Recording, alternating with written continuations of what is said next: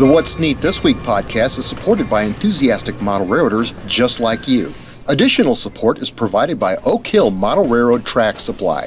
Check them out. Their website is ohrtracksupply.com. Thank you very much, Jeff Otto, for your support. Let's just fake this tonight,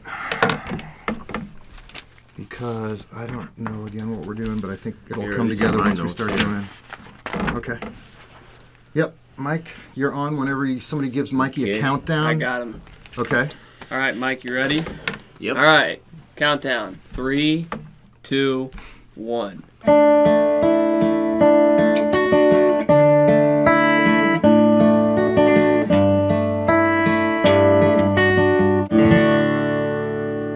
Hi, this is the Ken Patterson What's Neat This Week podcast number 17, November 18th, 2017.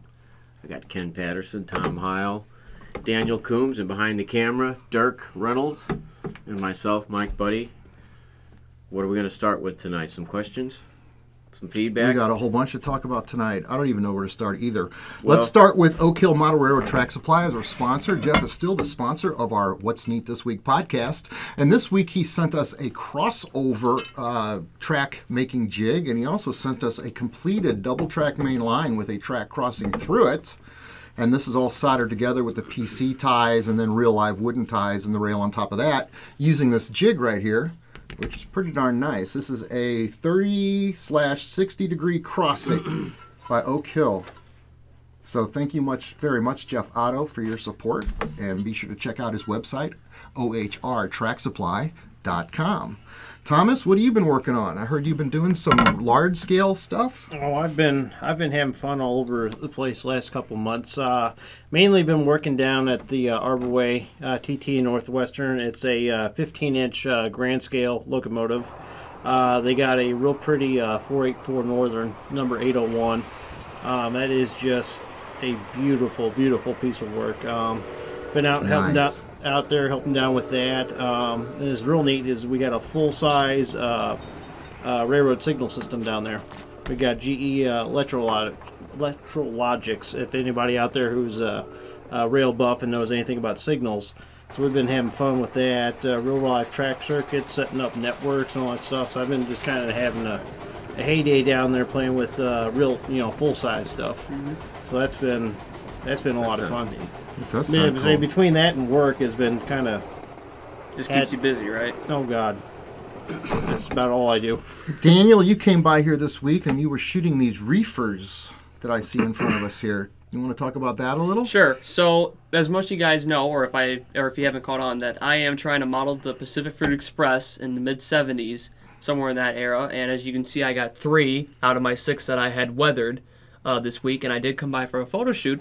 But the thing with it is, for my high school yearbook for my senior year, they wanted a photo of you to be in there. So I thought, why not? I come down here to Ken's house. So this was for the yearbook. This was for the yearbook. That came out nice. I know your mom was happy about it. Yep. And it all came out nice in 5 photos. And that was cool. And by the way, Mom came by tonight. Mrs. Coombs, Daniel's mother, came by this evening and fed us steak.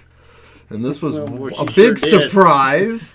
And she was just thrilled. I mean, she was like, she's an artist when it comes to food, and we appreciate very much the dinner that we received tonight. It was awesome. Anything else been going on, Daniel? Or anything else you've been working on? Not much. Well, I actually did go Christmas shopping early at Mark Twain Hobby Center up in St. Charles, Missouri. Got a lot of stuff, and they had a pre-Black Friday 15% off sale of their entire store. So whatever you buy, doesn't matter if What'd it's you small. get? Oh, it's a whole lot of trains. Whole lot of trains. Maybe 10 items or more. This is about where we're going to launch into some reader questions. Dirk, I know you've got a lot of questions for us to talk about this evening from the YouTube site. Yes. And there was one gentleman, he asked about the container ships. And I've got the most perfect answer for the container ship question, and that was how to make a large or small facility for a layout made sense. And I looked all over for the slides. You guys can attest to my craziness a little while ago. I can't find the slides. So I really want to tell the story about this great place that I found that's just the right size for a layout, but I want to wait until I've got the photographs for it. Yeah, so, I got something else I wanted to follow up on. One of the readers, Coat of the Dog, wanted to know if I saw this video, this GM promotional video from 1970. Yes, I've seen that before, and we'll put a link up for that. That if anybody, I guess you've already seen it on the podcast. That was amazing. Anyway, pretty amazing. Yeah, all the old auto racks and stuff. And then we found out who a couple of our listeners were, or viewers from Kuwait. Gerald Mabry and Norm from New Orleans. Isn't that neat? So I said, who are these people? Yeah. I mean, Kuwait, it's like the other side of the world. Well, but they're servicemen. It's amazing. So hope you guys make it back safe. Thank you for the service. Thank you very much for what you do. Well, then, based on that, to follow up, we actually have somebody. Okay. His name is John Stoddard. I think he's Army or Marine. Okay. He says, great show, guys. I have a 11-foot by 19-foot garage I am planning on using as my layout room when I get back from deployment. Oh, man. So good luck over there. Right. Thank you for your service. I am planning an around-the-room layout with a decent-sized yard. My question is, what's the best way to set up the yard? I'm thinking of having it along one wall or an island in the center of the room. Suggestions? Daniel, I'm going to throw it at you. All right, suggestions, island. So it's basically, like he said, all the way around the garage, except then you've got like a piece of your bench work, I don't know, maybe however wide you need it or to accommodate your space, but it's basically in the center of your layout. So basically you have to, it's like kind of like a U shape after that center.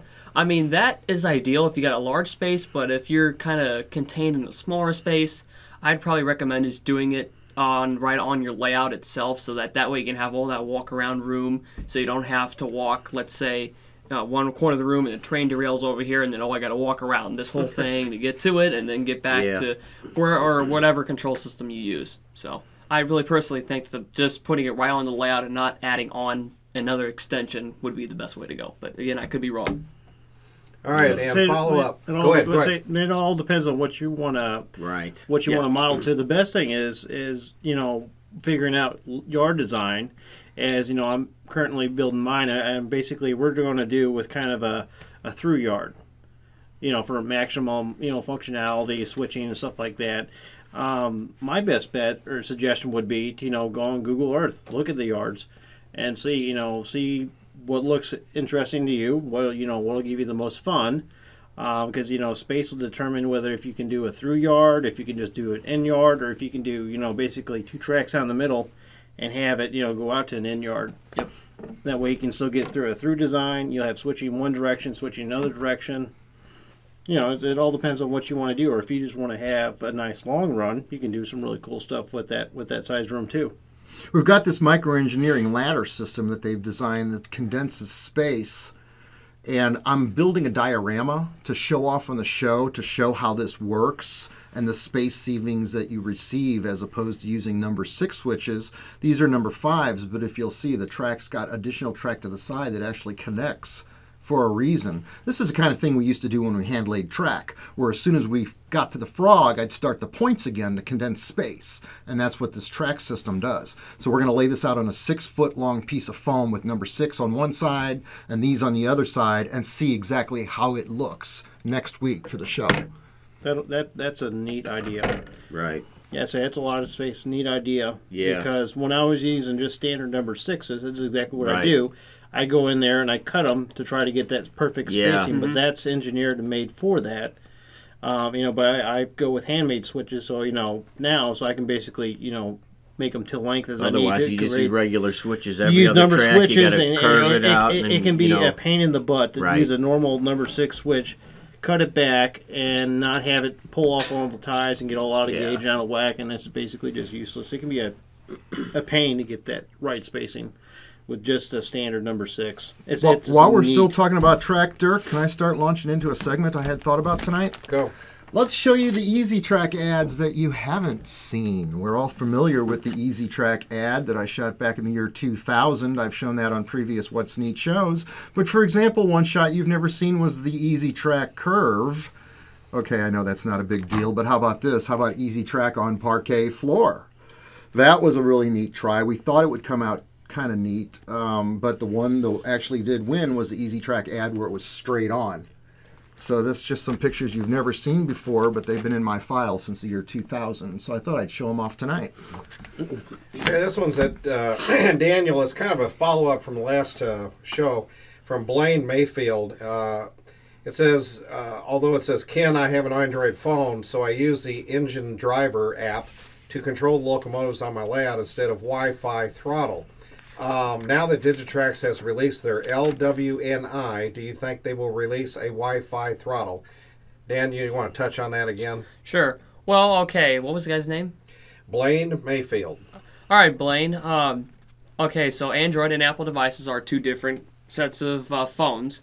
Like you just said, you got the engine driver app, which I do know about, and Wi Throttle for Apple iPhone, but basically that's just it. Like that app, Digitrax is not going to come out with their own throttle. I think that's what he's asking. They might. You never know. We actually don't know on that part for sure. Now, didn't Loke Sound came out with their own throttle, and I believe that's Wi-Fi, isn't it? It should be then, yeah. And I'd like to get. I've tried calling Matt Herman this week to get a hold of one of those. Wait, to it's show actually off. a handheld. Just has got Correct. touchscreen functions. I think that might be Wi-Fi. So that might be what they're referring to. I think it might be. Will somebody actually come out with a dedicated hand in your throttle Wi-Fi, which really would be neat compared to the cell phone, because I want the cell phone in my pocket to talk to my wife, and I don't want it to stop running. I don't know how that works. If I get a phone call, is my train going to wreck because I might be on the phone? Yeah. Just stop your train. How does that work? I don't know. Hold on, I got to text something.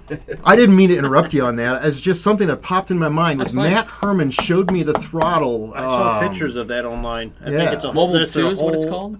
I saw it in Indianapolis was the first time I saw it. I think it's a whole new command station. Okay. This one's from Terry Hebden, Hebden. Great show. I have a question for you. What is the best way to add extra weight to tank cars? Yeah, that's a pretty tricky one. Dave used to use gunshot because it was small enough to get in there, and he'd pour white glue in there because there's not much of an opening in a tank car. Of course, some of the Atherns, the way they're designed now, the ends will come off. But if he's talking a complete shell that you can't open up, right. I remember Dave Davis used to take gunshot stuff and pour it in Yeah. there, and then pour white glue in there. And Right. Okay. Stephen Bruni. Great show again, everyone. This question's about dioramas. I want to start and build some so that I can give my photos of my HO scale a bit of more spark, but need all the information that I can get. In the short time you have on the show, what kind of help can you give me? in a very short time, take a prototype photo that your diorama is trying to depict. Set your camera up in front of your diorama and build your diorama with the camera set up in front of it. Then you know what you're building. If you copy the pictures, all the answers in the picture, you just make the frame of your camera look just like the picture. And I don't mean to sound crass when I say that, but start out with the basics. Where the building goes, for example, where a telephone pole is in relation to the scene. You can frame that all on your camera.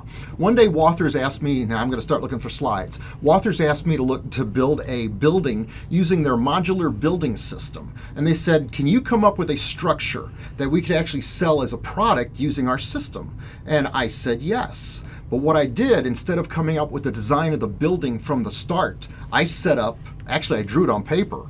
I drew the image of my camera on paper and I designed what would look good on film and then come up with the name of whatever the building was going to be later. And it turned out to be a building where you could make it 4 buildings in one using the same 14 sets that I came up with to design it. And it was really funny because I set it on a table and Phil Walthers walked up and said, the answer was there the whole time. And it was really comical, but and I've just shown you all the pictures of that kit too. It was pretty neat the way that came out. But in a sense, you design your dioramas based on what they look like through the camera, the way I designed a kit based on what would look good in a picture, and then come up with what it is later. It works. From Cat Models, this is a question. Ken, you've already answered this, but I wanted to get this out. Hi, question from the other side of the Atlantics. You did show glue needle as applicators a couple of shows back. Haven't been able to locate source for this tool. Could you tell me where to find it?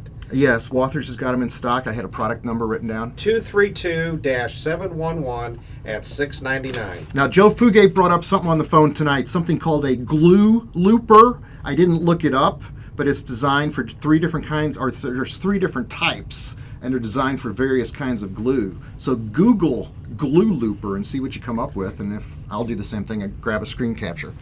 What about MEK glue? I'm not familiar with that. What is that? Oh, man, you know what? Chris Palomares threw me off with that the other day. It's the same stuff. It's like similar to Plastruct or that other stuff that I Pro Weld. Okay. That's what that is. Okay. All right, so the last part was from High Coop 3332, or 333. It's from about 2 weeks ago. I disagree with advice near the, I guess that's the 5-minute point. Yeah, 5 minutes. I would gladly pay someone with experience to set me off on the right foot. Basically, he's had people offer advice, and he's spent way over $600 on track buildings and materials, and he says now, which is wasted money since they don't fit. He's pulled up Easy Track. He's replacing Snap Track. The last part, just basically saying, you know, what exactly do I need to do to fix these problems? I feel your pain and I hear your frustration, and this is a really interesting question that I thought the answer to when it was asked on the internet on show number 14. And right now we're going to go back in memory lane, and for all those folks that lived in St. Louis, we're going to Tinkertown. Yes, Tinkertown with the green shelves and the carpet and those fluorescent lights. One of the best hobby shops that we had in St. Louis. We built the Midwest Valley Modelers in that store. But the point of this was that I learned a lesson early in Tinkertown by the owner of the store. And here I am, I'm in my 20s, I'm building the Midwest Valley Modelers, and I think I'm on top of the world, and I think at that point I pretty much know everything, just like I do now, I think. But the whole point is, a customer asked me a question, and I gave them the answer based on what I knew on the club. Yeah, you want to do this, save all the steps, cut to the chase, and this is the best way to go. And Bob Wischlager, the proprietor of the store, took me aside after the customer left and said, Ken, I'd appreciate it if you wouldn't fraternize with the customers. And he was very polite and respectful when he said this. He said, I own the hobby shop and I know what level each customer is on. And I take them up as each one comes in to their level, and I stair step them up. If I take them to the best product, because you know it's the best, Ken, because you use it, it's the most modern, it's the best, you're going to frustrate them because that's not the level they are. They're going to take the best home and they're going to get frustrated, and I won't have a long-term customer anymore. So don't explain it from your point of view of the best and this is what you should use. Let me talk to my customers based on what I know their level of modeling is.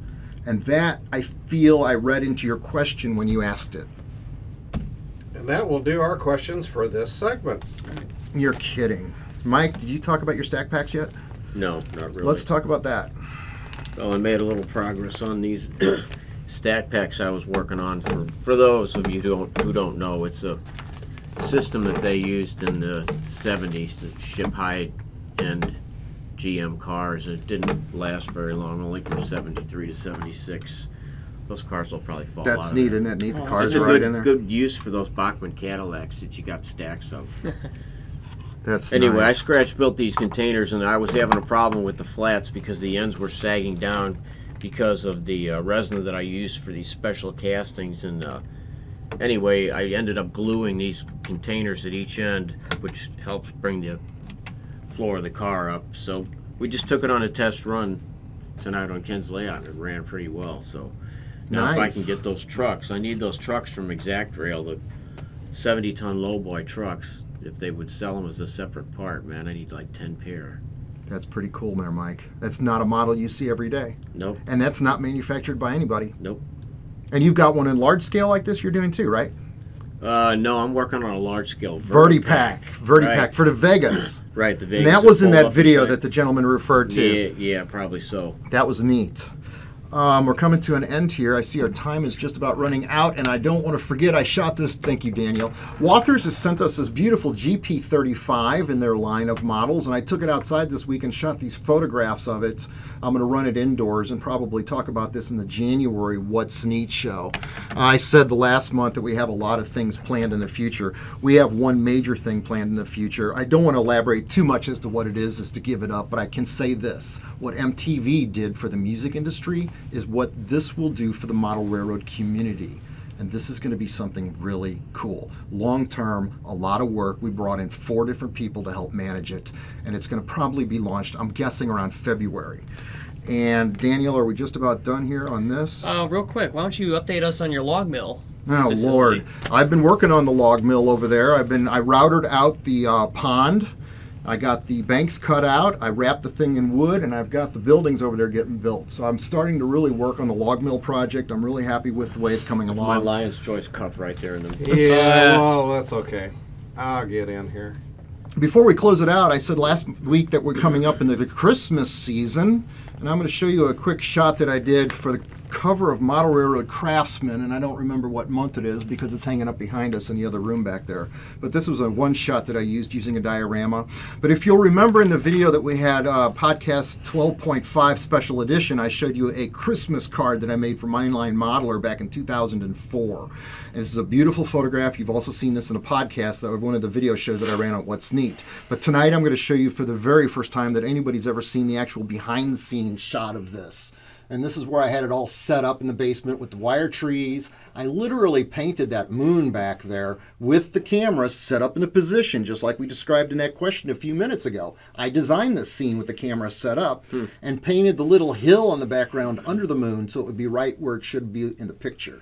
And I'll take you back to the photograph again to show you that. That looks beautiful. That's one of the cool things about the podcast is we can go back down memory lane and show you some really cool stuff, but show you the behind-the-scenes stuff that never got published in the model press.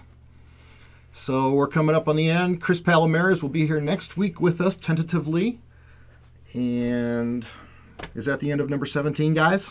I think so. We must like have covered it. everything. Time to run some trains. Daniel's going to give us a good run by tonight for rolling credits, or maybe Thomas will. We But both can this do is it. podcast number 17 for November 18th, 2017. Happy Thanksgiving. Thumbs up, Yeah, happy thumbs Thanksgiving. down. Yep, and yeah, we're going to be re-recording next week. I think I'm pretty sure we're going to have a full crowd. Oh, we got some people coming in town next week. So yeah, Really? Yep. All right, guys. Thank you. Thanks. Options. Use button 3 to hear the motor control program.